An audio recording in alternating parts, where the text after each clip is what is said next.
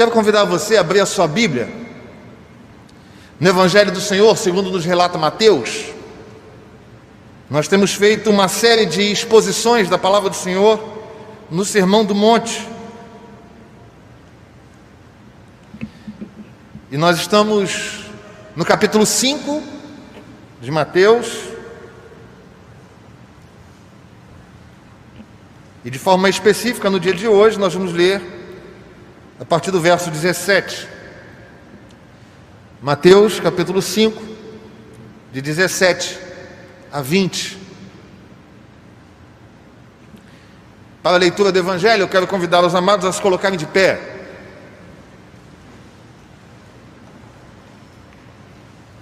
Vamos fazer a leitura responsivamente, de forma que o pastor lê um versículo, os irmãos respondem com o versículo seguinte, e no 20 nós leremos juntos. Diz assim a palavra do Senhor: não penseis que vim revogar a lei ou os profetas. Não vim para revogar, vim para cumprir.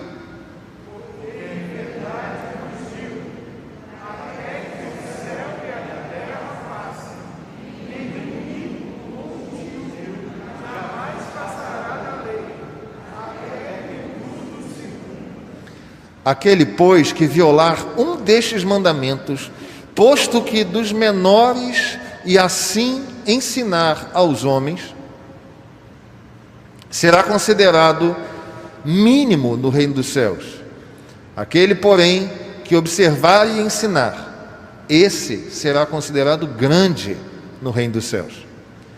Porque vos digo que, se a vossa justiça não exceder em muito a dos escribas e fariseus, jamais entrareis no reino dos céus. Você pode tomar o seu lugar, meu amado irmão, minha amada irmã. Eu gostaria de convidar você a permanecer com a sua Bíblia aberta no Evangelho do Senhor, segundo nos relata Mateus, no capítulo 5, no verso 17, porque nós vamos fazer a leitura deste texto, vamos voltar a ele, desde o verso 17 até o verso 20. Deixa a sua Bíblia aberta aí. Este é um texto, segundo os comentaristas do Novo Testamento, segundo os exegetas que trabalham o Novo Testamento, este texto é apresentado como um dos mais difíceis com relação à sua compreensão. E a dificuldade se dá em razão de o Senhor, Jesus Cristo, que por muitas vezes aparentemente contraria a lei, por exemplo, operando milagres no sábado. Este mesmo Jesus, neste texto, fala: eu não vim revogar a lei, eu vim cumprir. E esta aparente incoerência, e disse aparente, porque de fato é uma aparente incoerência, gera dificuldades para muitas pessoas no entendimento deste texto. E nós vemos que não apenas o Senhor cumpre a lei, mas fala para os seus discípulos cumprirem a lei. Vamos lembrar, este texto é falado no contexto do Sermão do Monte, e o Senhor no Sermão do Monte chama os seus discípulos para ouvir a sua exposição. Então o Senhor está falando para os seus discípulos que eles precisavam cumprir a lei. E aí no verso 20 ele confronta aqueles que aparentemente cumpriam a lei no primeiro século, dizendo: meus discípulos, se a justiça de vocês não for muito maior, não superarem muito a justiça dos fariseus, vocês estão longe do meu reino. Esse é um texto profundo sobre o qual nós queremos pensar nessa manhã. Para nós entendermos qual é, de fato, o contexto em que ele acontece, nós precisamos entender por que Deus entregou ao seu povo a lei. E nós precisamos lembrar, voltando um pouquinho a nossa memória, àqueles que são mais afeitos às páginas da Bíblia, especialmente do Antigo Testamento, vão lembrar com mais facilidade. Se você não é tão afeito assim, eu vou tentar sintetizar a fim de que você compreenda. Gálatas capítulo 3, verso 19, faz exatamente essa pergunta. A pergunta é assim: qual era então o propósito da lei? Paulo aos Gálatas capítulo 3, verso 19. Foi acrescentada por causa das transgressões, até que viesse o descendente a quem se referia a promessa. O apóstolo Paulo, orientando a igreja da Galácia, fala: olha, a lei aconteceu por causa da transgressão, a lei aconteceu por causa do pecado. Isto aponta para Gênesis capítulo 3, na queda do homem. O homem cai, peca, de forma que ele é banido do Éden, e a humanidade se multiplica, e se multiplica na condição de pecadores, a ponto do Senhor falar: não tem jeito, eu vou ter que acabar com tudo, porque a maldade se multiplicou absurdamente, e envia o dilúvio. E por misericórdia, amor e graça, para aqueles que pensam que graça é só algo do Novo Testamento, isso está equivocado. Nós vemos a graça do Senhor por toda a Bíblia, assim como vemos a lei por toda a Bíblia. Não há uma dicotomia. O Senhor, por graça, então, escolhe a família de Noé, em Gênesis 6. E acontece então aquela história que todos nós conhecemos desde a infância, que é a história do dilúvio. E o Senhor então salva a família de Noé, e por meio da salvação da família de Noé, a salvação da humanidade se dá no que diz respeito a não ser toda exterminada. No entanto, a semente pecaminosa de Adão permaneceu no coração de Noé e de sua família. E aí o povo que é gerado novamente e multiplicado novamente em Noé, também é um povo marcado pelo pecado. De forma que tudo foi destruído, exceto a família de Noé.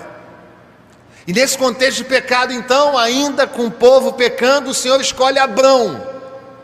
Chama Abrão, tira Abrão da terra de Ur dos caldeus. Leva Abrão a uma reflexão, abençoa a vida de Abrão, renomeia Abrão de forma que ele passa a ser Abraão. Abraão tem um filho, o filho deste homem é Isaque. Isaque tem filhos, mas eu quero me referir a Jacó. E Jacó é chamado, é renomeado de Israel. E aí a partir daí nasce uma nação. E dessa nação o Senhor fala que abençoaria as famílias da terra. Ele estava falando do Messias, do envio do Salvador. Deus permite que o seu povo fique mais de 400 anos cativo no Egito. E por meio de Moisés, da instrumentalidade do servo do Senhor, liberta o povo do cativeiro egípcio. E no caminho entre o Egito e a terra prometida, o Senhor dá a lei a Moisés para que ele compartilhe com o povo. Por meio da lei que o Senhor entrega a Moisés no alto do Sinai, o Senhor estava dizendo para Moisés o seguinte: Moisés, o povo precisa de uma referência, o povo precisa de um farol nos seus atos, o povo precisa de uma orientação em como proceder, ser e agir. E é diante da lei, então, que o povo vai entender o que faz de errado.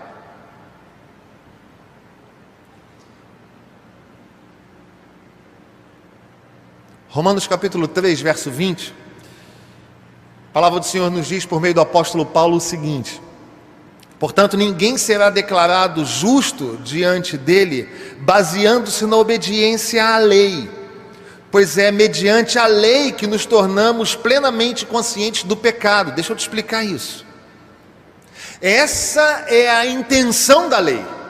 A intenção da lei não é que nós vivamos cumprindo a lei em todos os itens para termos méritos em nós mesmos e alcançarmos a salvação. Não é esta a ideia. O apóstolo Paulo está explicando isso para a gente. O apóstolo Paulo está dizendo o seguinte: a lei nos foi dada para que a gente tome plena consciência do nosso pecado.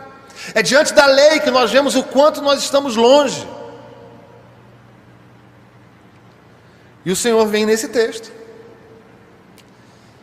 e fala que ele vai cumprir a lei, que ele cumpre a lei, mas não apenas isto, os seus discípulos deveriam cumprir a lei, e o caráter, o senso de justiça dos discípulos deveria ser maior do que o dos escribas e fariseus. Pastor, isso não está claro para mim. Como é que a gente pode cumprir a lei? Para que a gente cumpre a lei? Nós estamos expondo esse texto, que é a primeira fala do Senhor numa aula para os seus discípulos. Ele fala das bem-aventuranças. O Senhor fala que os discípulos são sal da terra e luz do mundo. E logo depois, então, fala da lei, devido à importância deste tema para a nossa vida. E é exatamente sobre isso que eu quero pensar com você nessa manhã. Ensinamentos de Cristo sobre a lei. Permaneça com a sua Bíblia aberta. Você que gosta de anotar o tema do sermão dessa manhã, ensinamentos de Cristo sobre a lei. A primeira reflexão que eu quero trazer ao seu coração é que a lei precisava ser cumprida plenamente. Isso está expresso no verso 17. Não penseis que vim revogar a lei ou os profetas. Não vim revogar, eu vim para cumprir. Com isto o Senhor fala o seguinte: alguém precisava cumprir a lei do Senhor. Alguém precisava viver de forma correta, justa, santa, para que fosse alvo do perdão de Deus para os atos pecaminosos de Adão.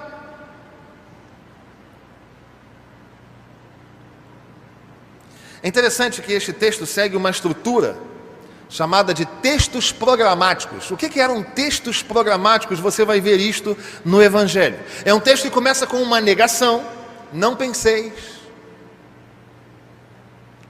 Exatamente como este texto do capítulo 5, verso 17. Ele começa com uma negação e depois vem com uma afirmação. Esta negação é para corrigir um senso comum da época. Isto acontece em Mateus capítulo 10, versos 34 e 35, um texto programático, negação primeiro e afirmação depois. Mateus capítulo 20, verso 28, e neste texto não é diferente. O Senhor fala: não penseis que eu vim revogar a lei, porque no inconsciente coletivo já havia essa ideia, e o Senhor Jesus vem dizer: não, eu vim cumprir a lei. E é interessante que nós, olhando o texto no seu original, o revogar é kataluo, e significa destruir, destroçar, fazer desmoronar. E o Senhor está dizendo: olha, eu não vim destruir nada. Aquilo que meu Pai enviou aos seus servos do passado, aquilo está de pé. Eu não vim destruir, eu não vim arrebentar, eu não vim demolir, eu não vim dissolver, eu vim cumprir. E é aqui que é a coisa linda, porque aquilo que nós traduzimos por cumprir na língua portuguesa não é exatamente aquilo que o grego quer expressar. Cumprir no grego é plero. Pastor, e aí? Plero é tornar cheio, é tornar completo, é completar, é preencher até o máximo. O que o Senhor Jesus está dizendo então é o seguinte: eu não vim destruir aquilo que foi instituído pelo próprio Deus. O que eu vim fazer é tornar pleno, o que eu vim fazer é tornar completo, o que eu vim fazer é fazer aquilo que ninguém pode fazer na sua completude. Eu vim fazer isso. É lindo, é mais do que tão somente obedecer e cumprir, é tornar pleno aquilo que o Senhor ordenou no passado. Só havia duas formas da lei se cumprir no homem: ou é a obediência, ou é a morte. Porque o salário do pecado é a morte. Se não cumpre completamente, deve morrer.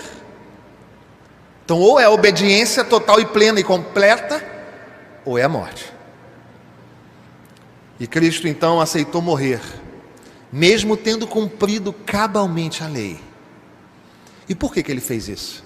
Essa é a boa notícia dessa manhã, meu irmão. Se você subiu à casa do Senhor com o coração meio apertado, meio aflito, angustiado, eu quero te dar uma boa notícia. Jesus Cristo morreu no meu e no seu lugar. Mesmo tendo vivido uma vida perfeita, santa, sem pecado, Ele se ofereceu na cruz do Calvário para morrer no nosso lugar e oferecer perdão por meio do seu sangue a cada um de nós. Isso significa dizer que os seus atos pecaminosos, que os seus equívocos, que os seus afastamentos temporários de Deus, que as suas posturas de virar as costas para Deus e para a sua lei, que por muitas vezes acontece comigo e com você, elas estão plenamente satisfeitas e perdoadas em Jesus Cristo. Louvado seja o nome do nosso Senhor nessa manhã.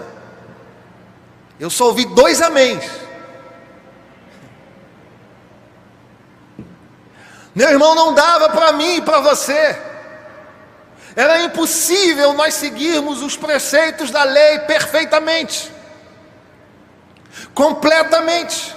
Nós precisávamos do Salvador para fazer isto de forma plena, completa, pleno.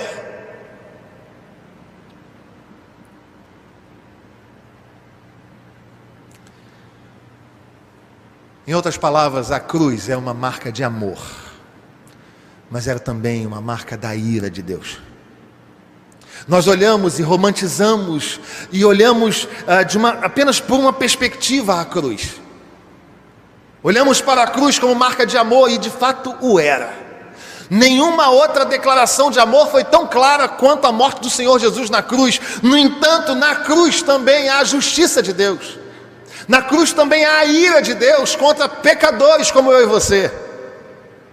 E o Senhor Jesus, então, numa prova de amor, de misericórdia, de graça, se oferece na cruz, mas também satisfazendo a ira do Pai contra o pecado, se oferece na cruz. O senso de justiça de Deus se aplicou em Jesus Cristo, não se aplicou em mim e em você. É por essa razão que, ao ser crucificado e pouco antes de entregar o seu espírito, ele fala: tetelestai, está pago, está cumprido, está consumado. Nós somos perdoados em Deus. Sabe aquele pecado que você cometeu? Sabe aquele que ninguém sabe, só você? Sabe aquela situação que está no seu coração angustiando, apertando, oprimindo, acachapando, aquele pecado do passado, aquele equívoco do passado, aquela resposta do passado, aquela situação do passado que o diabo acusa você, foi coberta pelo sangue de Jesus na cruz. Há perdão para mim e para você. Pastor, mas eu errei com o meu filho já é casado, é pai, mas eu errei com ele na infância, e você ainda se martiriza com isso. Se arrependa, ofereça essa palavra ao Senhor, dizendo: Senhor, eu confessei, eu pequei contra o meu filho, eu eduquei de uma forma equivocada, eu o agredi, seja lá o que for, e eu quero te pedir perdão, eu me arrependo por isso. E você deve, pela fé, receber para a sua vida o perdão que é em Jesus. Ele veio cumprir a lei.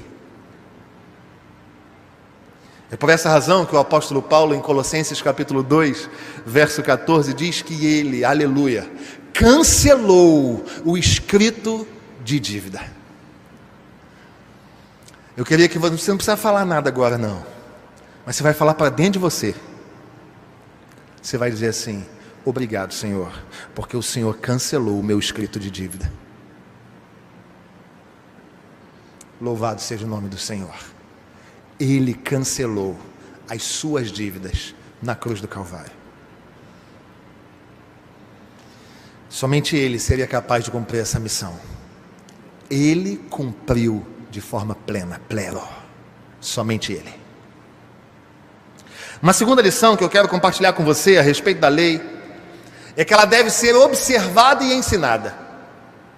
Se em primeiro lugar a lei precisava ser cumprida, em segundo lugar ela precisa ser observada e ensinada.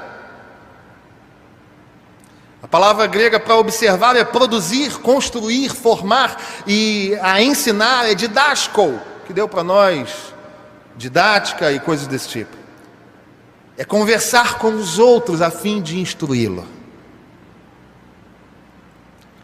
O Senhor fala que aqueles que são dele, aqueles que são discípulos dele, deveriam viver a lei, deveriam viver preocupados em acertar, deveriam viver atentos aos mandamentos, deveriam viver atentos à sua palavra, deveriam viver atentos às determinações da Bíblia, dos livros sagrados. Mas não apenas isto, os discípulos do Senhor deveriam ensinar, falar disto, conversar sobre isto, compartilhar com alguém.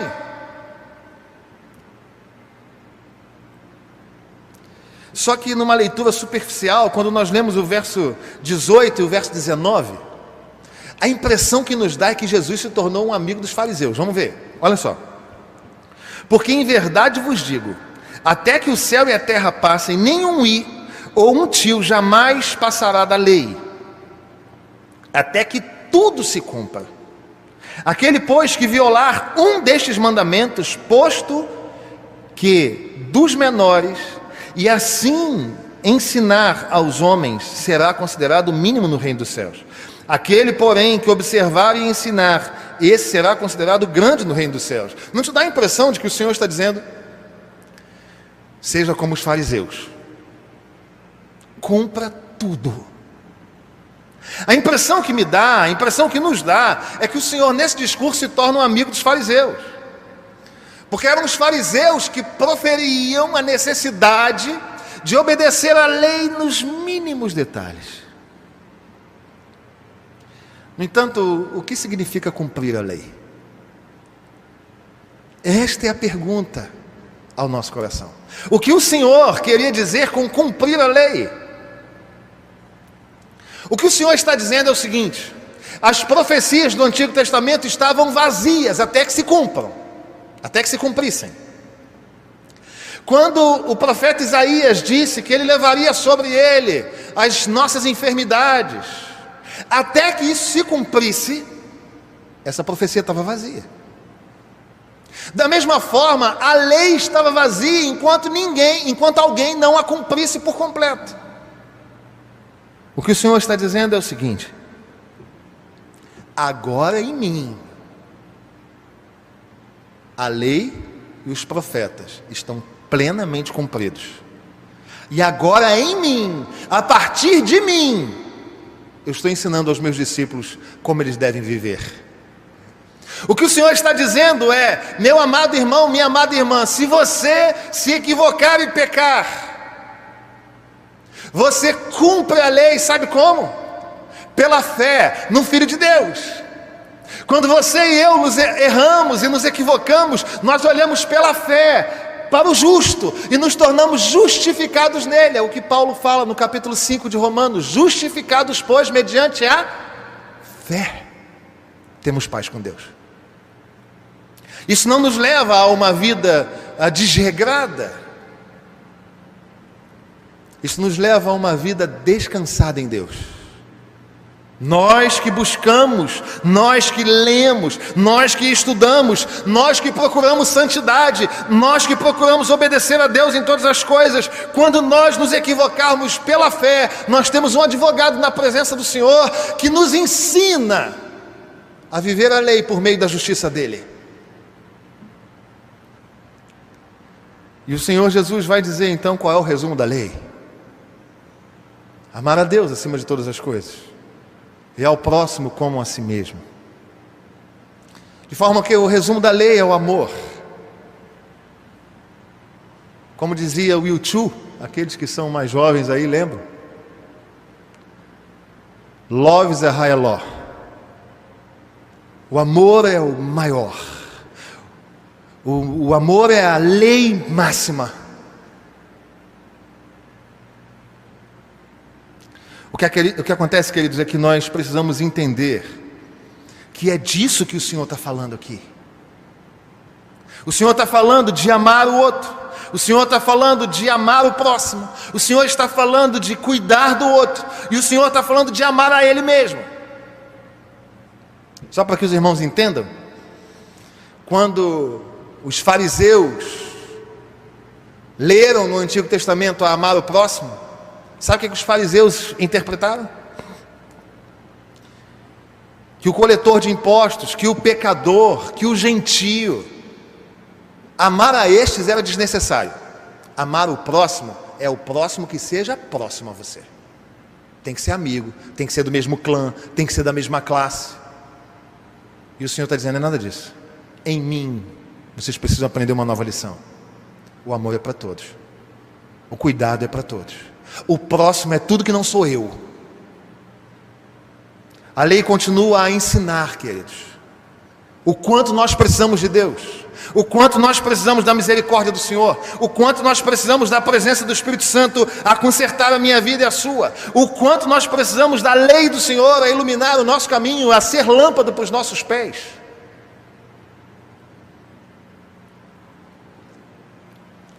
Isso não significa dizer que nós não precisamos das boas obras.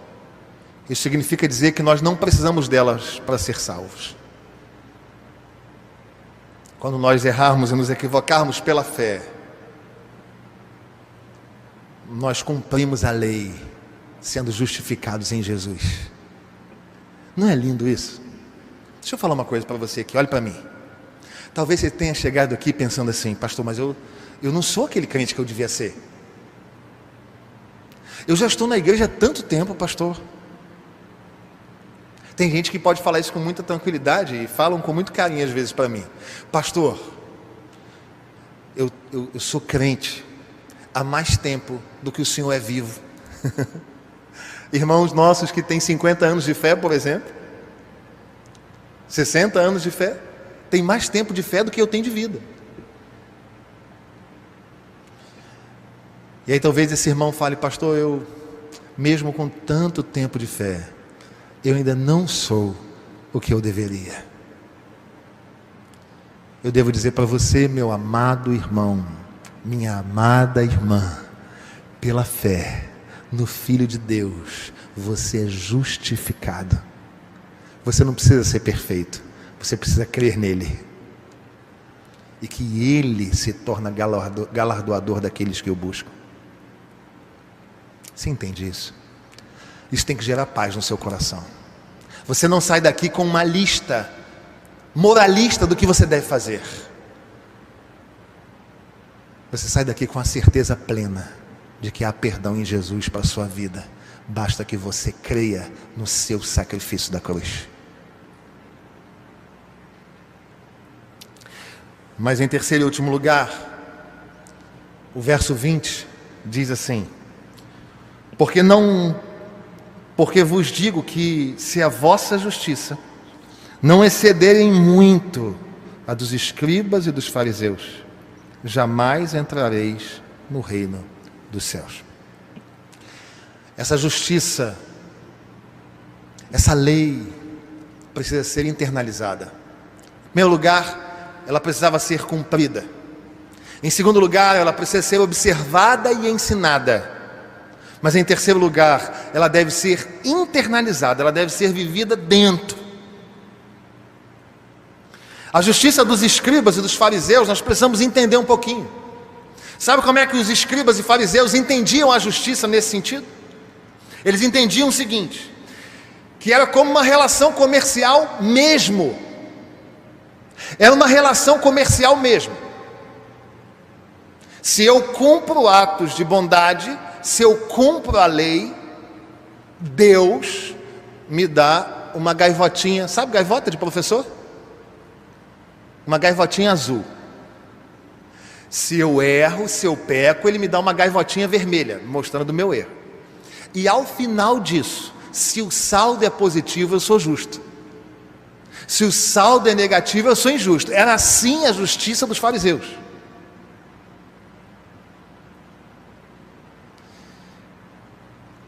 E é por essa razão que, não sem motivo, eles queriam tanto expressar para o outro que eles eram justos.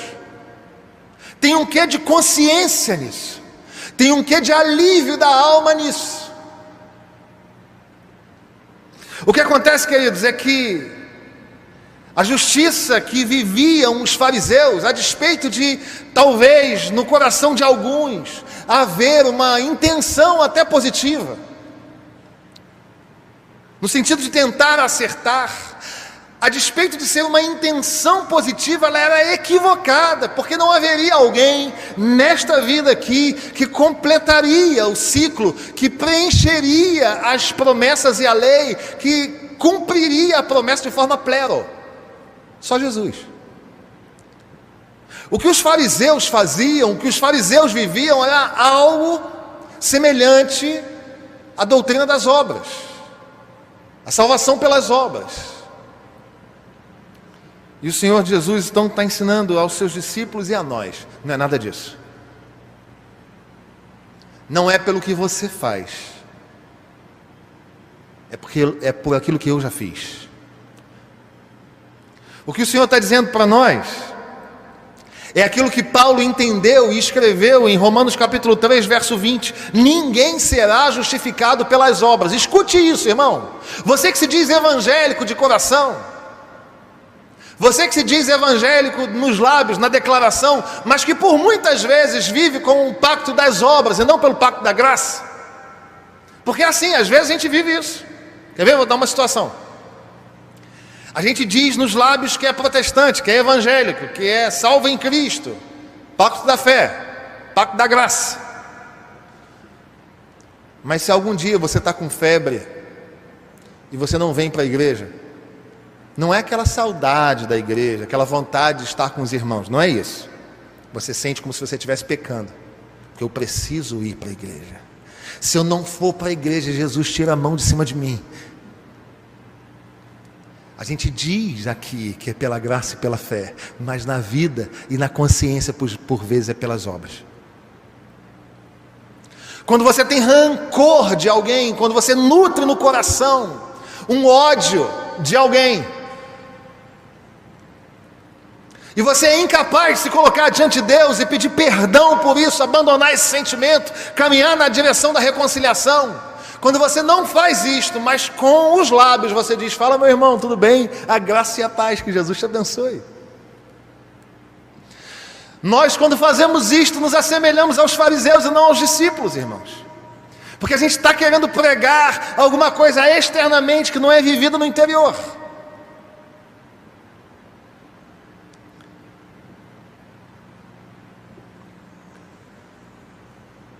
Por ter uma natureza maligna, por ter a natureza pecaminosa, nós roubamos.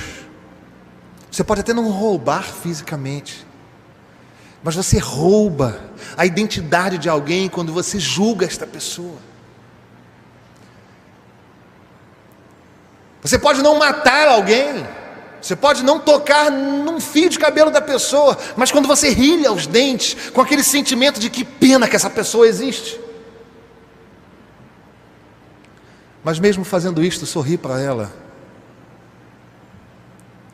perversamente, hipocritamente, nós nos assemelhamos aos fariseus e não aos discípulos.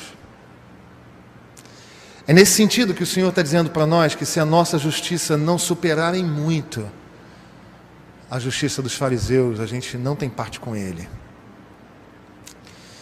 E alguém pode falar: pastor, mas então eu sou esse. Eu sou assim, pastor, eu nutro no coração uma mágoa que eu não perdoo, e quando me vem aquele sentimento de perdoar, eu volto com ele, não quero perdoar não. Se você se vê assim, lembra dos 2 primeiros pontos? O Senhor Jesus cumpriu a lei, e nós podemos observar a lei e ensinar a respeito dela, mas você não tem que carregar no seu ombro esse fardo do pecado. Lembra? Você pode se voltar para Jesus e falar: Senhor, tem misericórdia de mim. O que acontece é que a justiça dos fariseus era muito baseada na tradição, e eu explico. Os fariseus, além daquilo que estava escrito, tentando esclarecer excessivamente o que o Senhor tinha colocado, eles construíram uma outra tradição ao redor. Por exemplo, o Senhor falou de guardar um dia para santificar. Aí os fariseus, tentando ajudar, pensaram o seguinte: as mulheres não podem se olhar no espelho no dia de sábado, porque se elas se olharem no espelho, pode ser que elas vejam um cabelo branco e tentem arrancar esse cabelo branco, E aí vai que Deus entende isso como trabalho. Entende? O Senhor só falou o seguinte: guarde um dia. Mas eles elaboravam, e o Senhor fala: vocês não estão entrando no reino e não estão deixando as outras pessoas entrarem. Eles eram afeitos à tradição. E o Senhor está dizendo: nada disso. Basta você olhar para a lei, basta você olhar para a palavra de Deus, basta você ser fiel àquilo que o Senhor diz. O que passar disso é de procedência maligna. Uma outra coisa que os fariseus gostavam bastante, o Senhor está falando que a gente não pode ser assim, é que eles gostavam de honra. Eles gostavam de orar em lugares específicos para que fossem vistos. Não é assim que a palavra de Deus nos ensina? Eles levantavam a voz, eles empolavam a voz. Você já viu gente assim? Aqui na catedral não é assim. Você que nos visita também, não é assim na sua igreja, tá bom? Mas existem pessoas que são assim. A pessoa está conversando aqui, ela fala com essa voz aqui. Aí ela vai para o microfone e fala: a graça e a paz. E na oração, às vezes, dá aquela tremida na voz, não é isso? Na oração do seu quarto, você fala: Senhor, tem misericórdia de mim, porque eu pequei. Mas no púlpito, diante das pessoas, é: Senhor. Não tem isso? Ou só eu já vi isso? Porque as pessoas entendem que precisam ser honradas. Mas isso não é coisa de discípulo, isso é coisa de fariseu. Eu já compartilhei isto. Um dos meus sonhos ministeriais era estar tão misturado com as minhas ovelhas que alguém perguntasse: quem é o pastor? Esse era o meu sonho. E este sonho se cumpriu no ano de 2017. Eu estava lá em cima, no Álvaro Reis. Para quem não conhece, é um salão anexo aqui, em que os jovens cultuam ao Senhor às sextas-feiras. Acabou o culto, eu estava lá no meio deles. Tudo bem, um tanto mais velho, mas disfarçado, estava bem disfarçado. E um visitante passou atrás de mim e falou: eu queria falar com o pastor. Quem é o pastor? E alguém falou assim: ele está aí perto de você. E ele tocou o meu ombro: o senhor é o pastor? Eu falei: sou eu, pastor. Ele falou assim: mas nem parece, o senhor parece um de nós. E naquele instante o Senhor, por meio do seu Espírito, me fez lembrar o meu pedido a Deus. Os fariseus não eram assim. Eles queriam ser honrados. Nós entendemos como discípulos que a honra, a glória, o domínio, a soberania devem ser dirigidas apenas ao Senhor da igreja. E por fim, eles viviam hipocritamente, porque eles faziam externamente tudo bonito, mas por dentro, não é à toa que o Senhor os chama de sepulcros caiados. Por dentro é só resto de defunto, mas por fora está branquinho. Não é à toa que o Senhor fala: vocês parecem que limpam o exterior do copo, o exterior do prato, mas onde vai o líquido, onde vai o alimento, está tudo imundo. Eles são hipócritas. E nós precisamos entender que a lei do Senhor, a palavra de Deus, a vida com Deus deve ser internalizada. Ela deve ser algo de dentro para fora e não de fora para dentro. Os nossos atos de bondade, as nossas atitudes bondosas e de boas obras, elas devem ser verdadeiras, porque elas nascem no coração. Elas não devem ser feitas por constrangimento. Eu tenho que fazer isso porque eu sou pastor. Eu tenho que dizer sim porque eu sou pastor, mas por dentro eu digo não. Isso não se assemelha ao discípulo, isso se assemelha ao fariseu. Diante desta verdade, queridos, aqui eu quero apresentar para os amados mais uma vez a mesa do Senhor. Nós vamos participar deste banquete. E este banquete nos faz lembrar exatamente aquilo que nós vimos e ouvimos neste texto e sobre este texto nesta manhã. Alguém precisava cumprir a lei. Plero, de forma plena. E o Senhor Jesus Cristo fez isso. Esta simbologia aqui é tão somente para dizer a mim e a você: está consumado. Você está perdoado em Deus. Mas esta lei precisa ser observada e ensinada. ela precisa ser amada e lida, a fim de que estes preceitos, a fim de que essas leis, a fim de que estes mandamentos sejam cumpridos aqui dentro. E por extensão da graça, da bênção, da misericórdia e da presença do Espírito Santo, nós externemos isto em boas atitudes. Foi isso que o Senhor Jesus explicou aos seus discípulos no início do Sermão do Monte. E é isto que eu aprendo nesta manhã. E quero que você saia daqui feliz, leve, porque se alguma coisa tem faltado a você, este é tempo de se quebrantar diante do Senhor e confessar pecados e pedir dele o perdão e ser renovado nesta manhã.